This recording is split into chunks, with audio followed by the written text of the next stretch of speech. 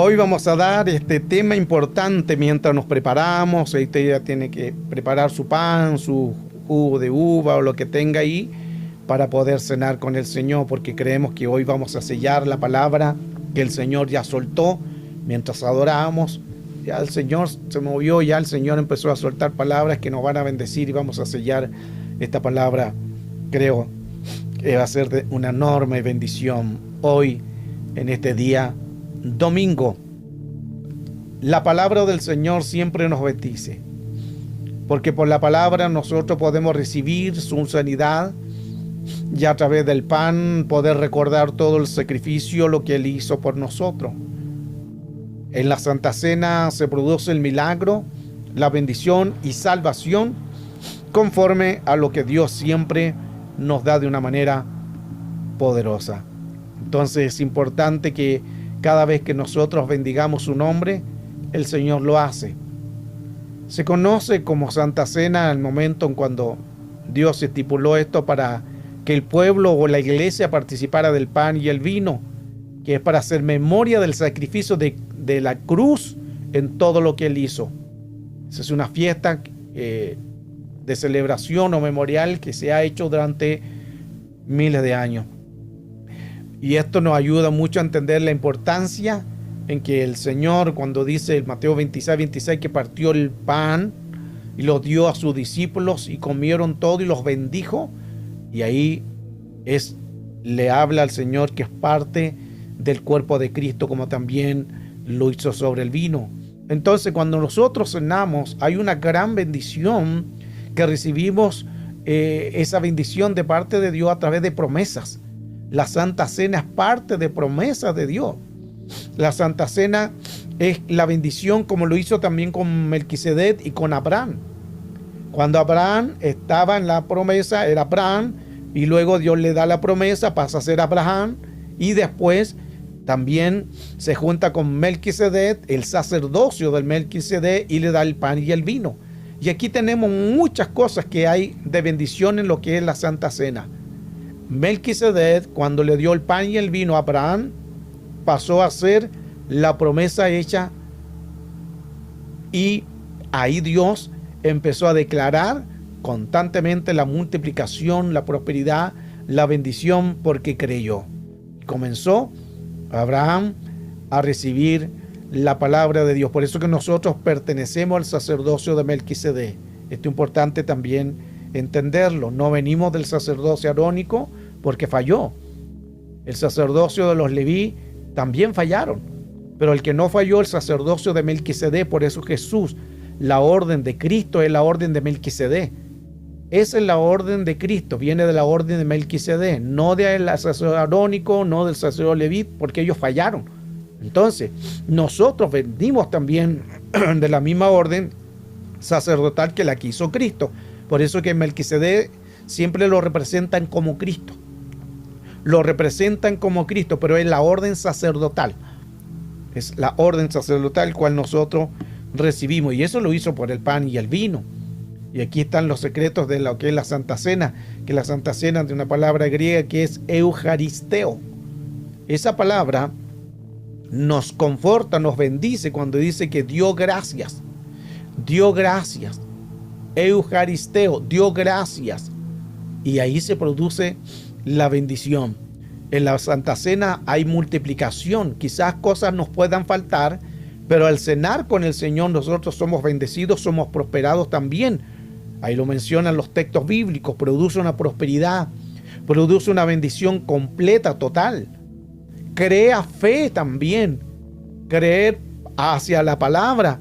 Todo eso produce la Santa Cena. No es solamente cenar y listo, y comer y listo. No, se produce bendición, multiplicación, prosperidad, bendición en la palabra, restauración, y siempre eso tenemos que hacerlo en la gracia y el poder del Señor. Hemos hablado también sobre la Santa Cena indignamente, que a veces eso lo voy a dejar ahí para solamente pincelada, pero lo hemos dado a conocer porque el cenar indignamente lo vemos en 1 Corintios 11:28, en el 27, 11:27, donde ahí aclara el concepto. Pero el verso 20 dice: y es que cuando ustedes se reúnen, En realidad no lo hacen para participar de la cena del Señor, porque ahí abusaron. ¿Y qué hicieron? Verso 21 lo aclara. Cada uno tomó su propia cena, se adelantó a comer, mientras otros quedaban con hambre. Imagínense, otros quedaban con hambre, eso significa que fueron a puro comer. Eran glotones. Por eso que la iglesia de Corinto era una iglesia que, a pesar de que tenía muchos dones, fue una iglesia muy decadente. Una de las iglesias más decadentes es la iglesia de Corinto. Interesantemente que ahí en Corinto se movían los dones, las lenguas, las profecías. Era una iglesia en los dones muy hermosa, pero no sabían usarlo. Ahí donde el Señor le habla de los que hablan en lengua, de la profecía, del vestir. Cuando el Señor le habla a las mujeres del orden, le habla al hombre del orden también. Ahí hubo un caso de incesto, no hizo nada. Y ahí también estaban abusando de la cena porque ellos comían y dejaban con hambre. O sea, comían y pensaban que eso es la Santa Cena. Y ahí otros se emborrachaban. Ahí es el texto donde dice cenar indignamente. Por eso que Pablo le dijo, ustedes están cenando indignamente, eso no es la Santa Cena. No tienen vergüenza, le dijo Pablo en el verso 22. Si quieren hacer eso de comer y beber, háganlo en sus casas. Pero no aquí, no es lícito hacerlo aquí porque estamos en la Santa Cena. Habían entendido mal. No habían entendido el concepto de darle la importancia a lo que es la Santa Cena, como dice el verso 27. No le habían tomado el asunto. Importante que nosotros tenemos que entender que todos podemos cenar. Todos podemos cenar. Y aún niños que tienen conciencia de 11, 12 años, pueden cenar también. Todos podemos cenar, no hay ningún problema en eso, porque la Santa Cena los bendice. La Santa Cena, niños pequeños también pueden cenar, porque eso le va a limpiar genética. Indignamente es la palabra que es anaxio, que significa irreverente. Eso significa indignamente. Nosotros lo conocemos indignamente como algo malo o algo que es reprochable en esos términos, pero solamente la palabra indignamente en el griego es irreverente. Fueron irreverentes. ¿Por qué? Porque tenían que cenar para la Santa Cena, pero ellos comieron, bebieron, glotones, y por eso es que viene esa palabra de indignamente. Entonces, si fueran que nosotros tenemos que estar santos para bautizarse, para hacer cosas, todos estos ritos, o tenemos que estar santos para hacer la cena del Señor, entonces nadie cenaría. ¿Ves que como colocan argumento, iglesia, textos fuera de contexto, los enseñan y las iglesias caen en estas manipulaciones, que son manipulaciones por no escudriñar la Escritura? Entonces es importante cenar, porque todos pecan, todos fallan. Entonces, si todos pecamos, entonces nadie podría cenar. Se fija que el texto no está aplicado entonces de no cenar por el pecado. Porque si fuera de no cenar por el pecado, nadie lo haría. Mire qué profundo eso. Si fuera que, como dicen algunos, no, que tú estás en pecado, que tú estás enojado, es pecado, no, que tú no estás bautizado, pecado, entonces nadie cenaría. Ni aún los que están diciendo esto cenarían. Porque nadie puede decir que es santo. Como dice Eclesiastés 7:20, ciertamente no hay hombre justo en la tierra que haga el bien y nunca peque. Una palabra muy potente, pero nos confronta también para poder dar a entender que a veces se toman textos y argumentos fuera de contexto. Entonces la Santa Cena nos da libertad. Son 5 cosas que nos da la Santa Cena. Hay una libertad. La Santa Cena nos da esa libertad para movernos en el mundo del reino espiritual. Nos da la liberación para ser libre de cadenas, que se corten ataduras, de opresiones, de liberaciones de espíritus, de enfermedades, de economía, de cualquier área de cautividad. Nos da redención. Redención significa que Él nos redimió, que nos compró a precio de sangre. Y también está diciendo la Santa Cena, pueblo mío eres tú. Por eso cantamos, somos el pueblo de Dios. ¿Por qué? Porque somos parte del reino de Dios. Y lo quinto es que recibiremos la herencia y la beberemos en la casa del Padre. Esta es la quinta copa. Hay una herencia que todavía no la recibimos. Cuando venga Cristo en el Bemá, iremos ante la nube, nos presentamos ahí y ahí el Señor nos va a galardonear, nos va a premiar. No sabemos cuáles son los galardones, pero nos va a premiar. Todos vamos a recibir un galardón, todos. los que hemos sido lavados, limpiados por el precio de sangre, los que hemos mantenido en el orden, vamos a llevar al cielo a ser galardoneados y premiados. Y luego nos vamos inmediatamente en otro cuerpo, de ese cuerpo espiritual, nos vamos a la casa del Padre en cuerpos glorificados, incorruptibles de gloria, donde ahí vamos a las bodas del Cordero, donde ahí se beberá por última vez la quinta copa, la copa que está vacía. ¡Wow! Gloria al Señor. Hace de esto en memoria, lo hemos hablado también, que la palabra anamnesis, que es un historial, es una información, donde viene el Señor y nos regenera, nos cambia nuestra mentalidad que teníamos, que muchos quizás traen una mentalidad del mundo, traen una mentalidad de dioses paganos, de no conocer a Cristo, de rebeldía, pero vino el Señor y te cambió. Entonces en la Santa Cena nos limpia, nos cambia, porque toda la recolección del ADN de un pasado por la Santa Cena nos cambia. Esa es la palabra anamnesis. Anamnesis es una memoria. Por eso que en 1 Corintios, esas son las palabras que habla Pablo, pero los dijo lo dijo Lucas. Lucas habló estas palabras de hacer esto en memoria de mí, y las toma Pablo en sus cartas, dando a entender la importancia de lo que dijo el doctor Lucas: haced esto en memoria de mí. Esa es la palabra anamnesis. Recuerde que Lucas era médico, y como era médico, él entonces dijo: haced esto en memoria, el pan, haced esto en memoria, el vino. Eso significa que él nos limpia el ADN, porque es la palabra que utilizan los médicos, y hasta el día de hoy es una palabra anamnesis que todo médico la utiliza, que es un recordatorio, es un historial clínico. Por eso es que la Santa Cena es muy importante, así que vaya preparando su pan, vaya preparando su vino, su jarabe, lo que tenga, vaya preparándolo, porque creemos que el Señor nos va a limpiar nuestra genética y seremos bendecidos.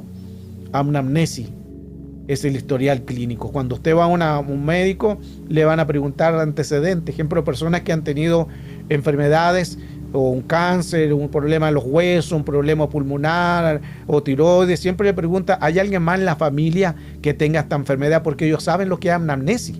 Los médicos utilizan esa palabra, y Lucas era un médico. Entonces esa palabra es la que utilizó Lucas: hacer esto en memoria de mí. Lo que está diciendo el historial, que tú traigas antes de cenar, se entrega a Cristo, cenamos, y Dios empieza a sanar ese ADN que está con heridas, con traumas, con enfermedades. El Señor lo hace así.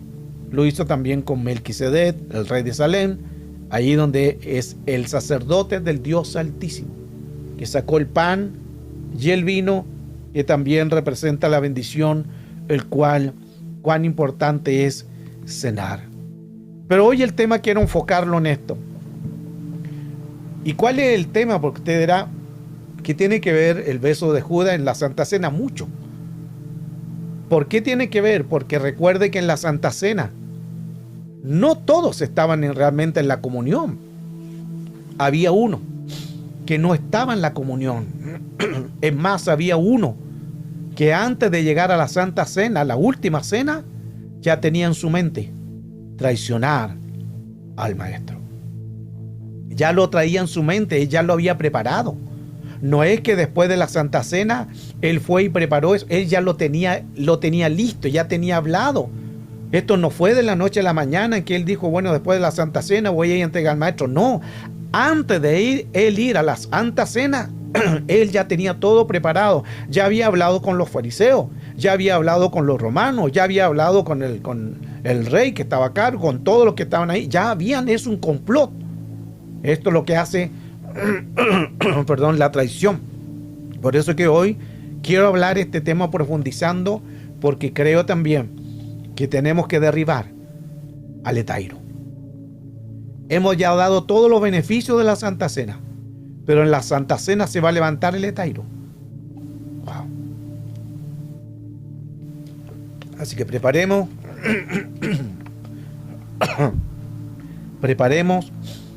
nuestro corazón para entender. Vamos a hablar sobre el beso traicionero. Existe una palabra, amigo, En Juan 15:15 dice, son enemigos del mundo. Santiago 4:4, arrebatados primero, Abraham creyó a Dios y pasó a ser amigo de Dios, obediente a Dios, amigo. Cantar, dice 4:7, toda tú eres hermosa, el libro de los Cantares 4:7, toda tú eres hermosa, amiga mía, en ti no hay mancha. Este es un amor fiel, este es un amor real, este se llama el amor el que nosotros necesitamos. Por eso que en la Santa Cena hubieron amigos y amigos. Hubieron amigos que fueron fiel y hubo un amigo que fue traicionero. Por eso es que es importante lo que hoy estamos dando a conocer. El amigo fiel es el que siempre va a estar ahí, el que no te va a abandonar, el que siempre te va a estar ahí promoviendo, vamos, no importa, avanza, creemos en el Señor, voy a orar por ti, te va a mandar mensaje, te va a mandar un audio, siempre va a estar ahí, te va a aconsejar, te va a ministrar. Ese es un amigo y ese es un buen pastor también. Ese es un buen líder también y ese es tu mejor amigo. Por eso si tienes una persona que te aconseje y te ayuda, mantente con él, mantente con ella, porque es una persona fiel. No te va a traicionar porque es un amigo filial. Pero el amigo traicionero es el que nunca está. Te dice que está, pero nunca está. Porque cuando lo necesita, no ora por ti, no te ministra, no te escucha, no te da consejería, no está. Y hablo de cualquier persona. Si es un pastor que está en esa condición, no es tu pastor. Wow, eso está como muy profundo. Pero tengo que hablarle verdad. Pastor no solamente llevar un grupo de gente y que ofrenden y que hagan todo, no, porque muchos también la Escritura dice que hay usureros sin vergüenza. Eso no es un pastor. El pastor cuida la oveja, no la estruja, no solamente le quita la lana, la cuida, la proteja y siempre está pendiente de la oveja. El buen pastor siempre está pendiente de la oveja. Pero avanzo, no se me vayan a sentir, aleluya. Por eso es que es importante entender todo esto. El amigo Tairo es la otra que es el traidor. Aquí entramos en el tema de Judas. En el tema de Judas hubo un amigo de Tairo. Jesús tuvo amigos, filial, fiel, como Pedro, que a pesar de que lo negó, pero siguió ahí fiel, como Andrés, como Juan, como muchos de los discípulos estuvieron ahí, siguieron y muchos murieron por causa del Evangelio, por causa de Cristo, murieron, dieron su vida por Cristo. Pero hubo un amigo que lo traicionó. Por eso que hoy, cuando estaba viendo todo esto de la Santa Cena, me vino esto. Yo lo había dado, estos temas ya lo había expuesto, mucha enseñanza, pero el Señor me hablaba sobre este tema de poder dar a conocer la importancia de la Santa Cena, que en la Santa Cena también hubo un etairo, en la Santa Cena hubo también un traicionero. Eso significa, por eso que estamos, si Dios coloca esto, quiere decir que si el enemigo te está atacando o quiere distraerte o quiere colocarte un amigo tairo que te está acercando, o una amiga taira, un ministro tairo que te ha traicionado, vamos a derribar eso. Por eso que el Señor puso esa palabra en la Santa Cena del beso traicionero, que es el amigo tairo. Etairos es una palabra griega que se traduce como alguien que se percibe como un compañero y amigo, pero es un impostor. En realidad solo busca sus propios intereses. Ese es un amigo tairo. Uno que te busca solamente su propio interés. Ese es un amigo tairo. En síntesis, es un impostor. ¿Cuántas veces nos hemos encontrado con alguien que te ha fallado? Y aquí hablamos de un líder, un ministro, un pastor, un amigo, cualquier persona, y de repente el que menos tú pensaste te traicionó. Y eso es como que parece que fuera como si fuera un prototipo, porque recuerde que en el cielo los que traicionaron a al reino de Dios fue primeramente la que salió del Señor. ¿Quién era? La sabiduría. La que salió de Él. Recuerde que la sabiduría no es una creación solamente, una esencia. Salió de Dios y fue la que traicionó. Y no solamente eso, hubo una creación también llamada Luzbel o Lucifer, que también traicionó. Eran amigos de Dios, pero pasaron a ser Etairo. Luego una tercera jerarquía de ángeles pasaron de los amigos de ángeles que estaban en el cielo, viendo el poder, viendo la grandeza, viendo su creación, pasaron a ser amigos Etairo. Entonces ya desde el cielo comienzan rebeliones, impostores. La iniquidad, un impostor. Luzbel, un impostor. Ángeles caídos, impostor. ¿Por qué? Porque buscaron sus propios intereses. Sus propios intereses. Entonces ese es un amigo Etairo. Etairo, compañero, significa camarada y amigo. Pero este no es un verdadero amigo. Hay una palabra en Mateo 26:50 también donde y Jesús le dijo, amigo, haz lo que veniste a hacer. Y esto se lo dijo a Judas. Que Judas lo vendió por 30 monedas de plata. El beso de Judas, el beso traicionero. Pero mire qué interesante, como ahí el Señor en Mateo 26, verso 50 dice, amigo, haz lo que veniste a hacer. Jesús le dice amigo, pero no le dice amigo en calidad de filial. Le dice amigo en calidad de Etairo. Porque hay amigos en calidad de Etairo que te dicen, que te abrazan, que te besan, pero te dan la puñalada, te traicionan y quizás no lo ve el pastor, pero lo hablan a otras personas. ¿Cuántas veces nos hemos encontrado con ese tipo de situaciones de tú tener una persona y que esa persona habló de ti, te traicionó? Creo que todos hemos pasado a esa situación. Todos hemos tenido un amigo Etairo. Por eso que Judas, el beso de Judas es el beso traicionero. Y eso lo hizo antes de ir a la Santa Cena. Antes de ir a la Santa Cena ya tenía preparado, tenía planeado, ya había hablado con los fariseos, ya había convenido en todo lo que iba a hacer, y esas 30 monedas se las dieron porque era el precio de la traición. Ya eso estaba programado. Ya Judas había hecho un complot. Y en la Santa Cena, interesante también que Jesús, mientras estaban todos cenando, dijo en la Santa Cena que había uno que lo iba a entregar.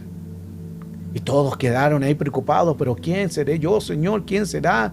Y él dice, el que tome el pan y lo meta allí y lo come, ese lo va a traicionar. Había uno. Y mire qué interesante, que ahí empieza el diálogo con los discípulos.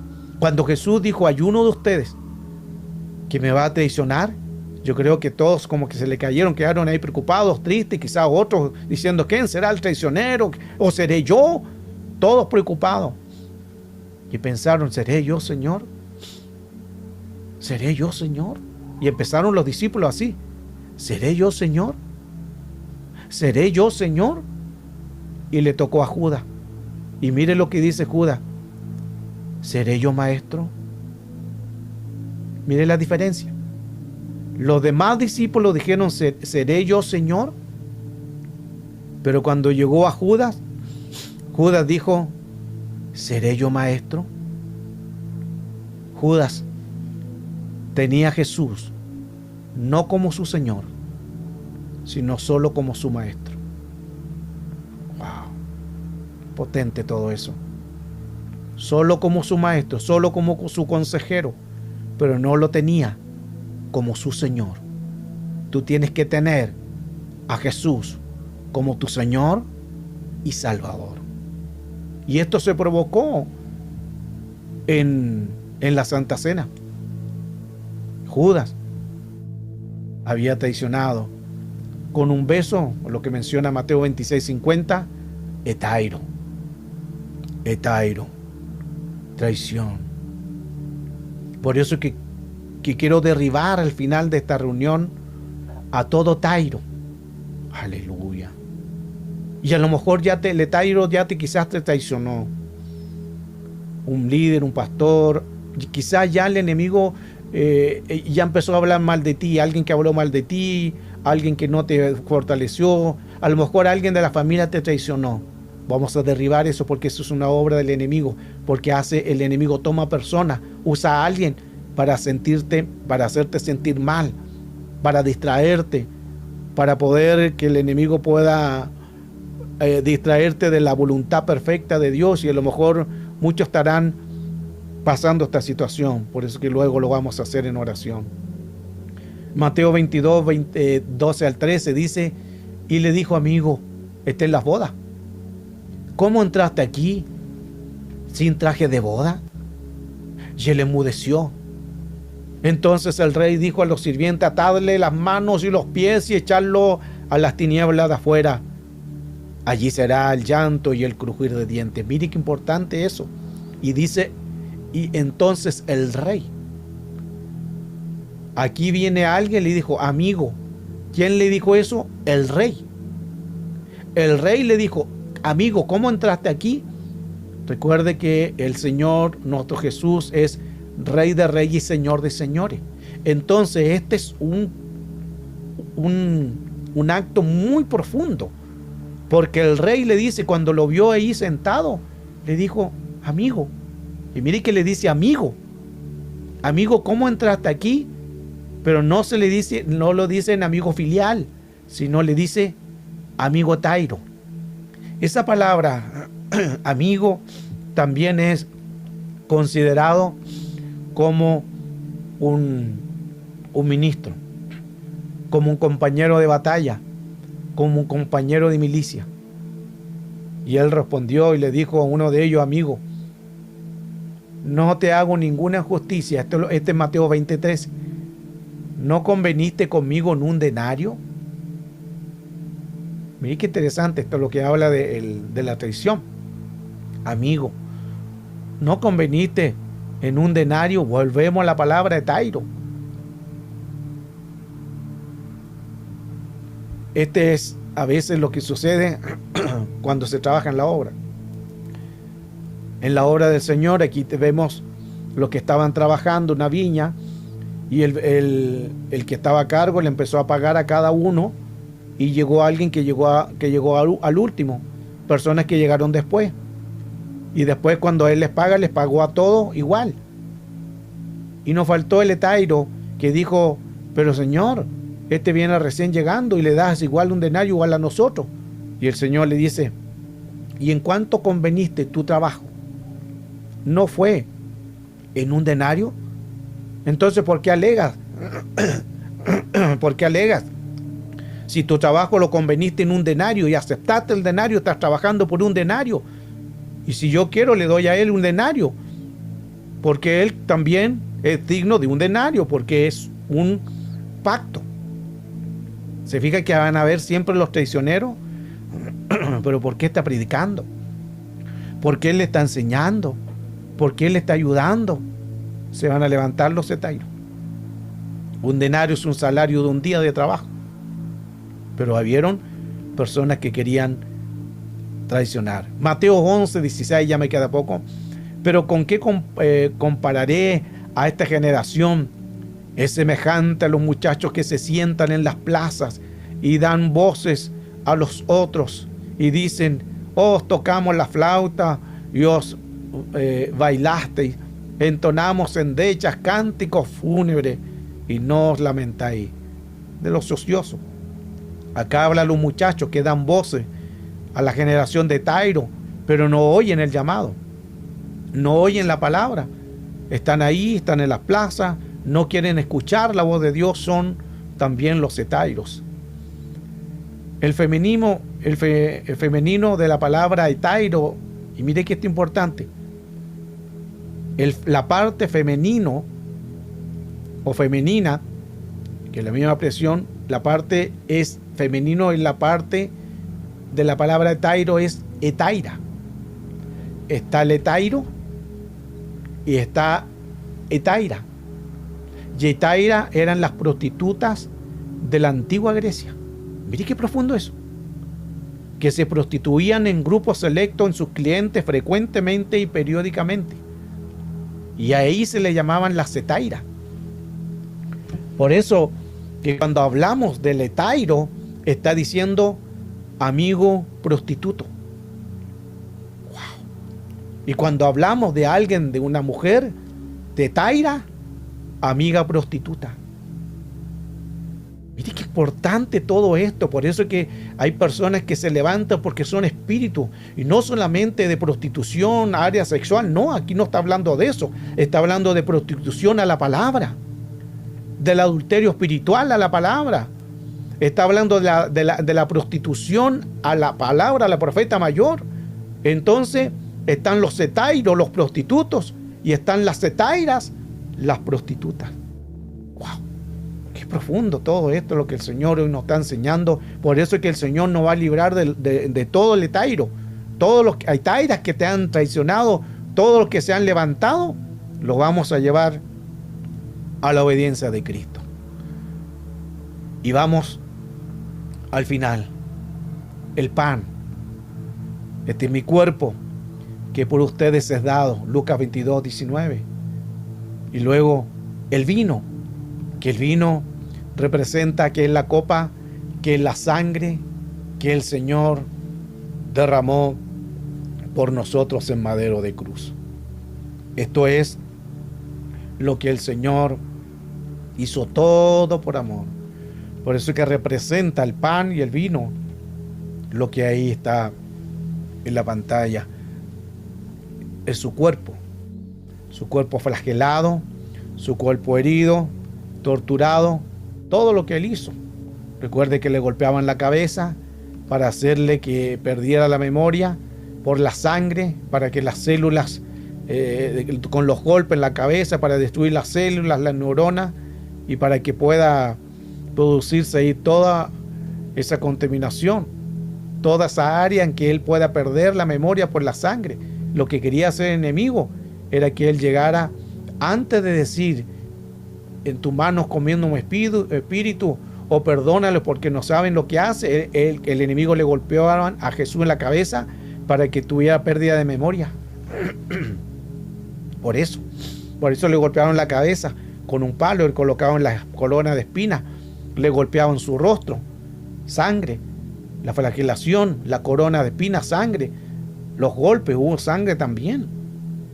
Dice que la palabra que perdió su forma a causa de los golpes, su rostro, tanto puñetazo que le dieron, y a la vez también los látigos, sangre, los clavos, sangre. Entonces el enemigo quería hacerlo de esa manera, para que él no llegara a la cruz consciente, sino con una pérdida de memoria. Pero Jesús aguantó el dolor, el sufrimiento, la flagelación, y todo lo hizo por amor. Todo lo hizo por amor a nosotros. Esta es la palabra que el Señor tiene para nosotros, y creo que estamos listos para cenar. Así que vamos a prepararnos con el pan y el vino. Tome su pan y vamos a orar para que Dios bendiga esta Santa Cena. Aleluya. En el nombre poderoso de Jesús. Y que seamos bendecidos por todo lo que Dios nos ha dado y nos ha bendecido. Dice la Escritura que esa misma noche el Señor comienza a dar esa bendición en la Santa Cena.